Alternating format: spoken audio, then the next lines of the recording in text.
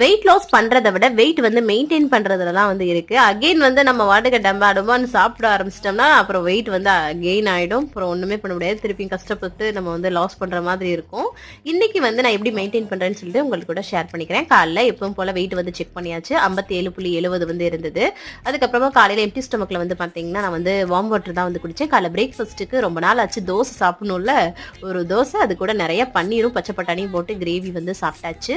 அதுக்கப்புறம் மதியம் லஞ்சுக்கு 2 ப்ரௌன் பிரெட் வந்து எடுத்துக்கிட்டேன். ஏன்னா காலைல தோசை எடுத்துக்கிட்டனால மதியம் ஒரு சோறு வந்து வேணாம்னு சொல்லிட்டு 2 ப்ரௌன் பிரெட், அது கூட வந்து பார்த்தீங்கன்னா வெள்ளரிக்காய், அதுக்கப்புறமா பன்னீரும் பச்சை பட்டாணியும் போட்ட கிரேவி, அதுக்கப்புறம் கொஞ்சமாக முளைக்கட்டிய பயிர் வந்து அவிச்சிருந்தேன், அதையும் சாப்பிட்டேன். நைட்டு டின்னர் வந்து 6:30 மணிக்கு எப்பவும் போல் சீக்கிரமாகவே எடுத்துக்கோங்க, அது ரொம்பவே நல்லது. ரவையில் களி, அதுக்கப்புறம் கொஞ்சமாக ராஜ்மா கிரேவி, அதுக்கப்புறம் கடலைப்பருப்பு கிரேவி வச்சு சூப்பராக சாப்பிட்டாச்சு. 1 மணி நேரம் நல்லா வாக்கிங் போனேன். அதுக்கப்புறமா நைட்டு ஒரு பிளாக் காஃபி வந்து குடித்தேன். நாளைக்கு என்னெல்லாம் பண்ணுறேன்னு சொல்லிட்டு பார்க்கலாம். பாய்.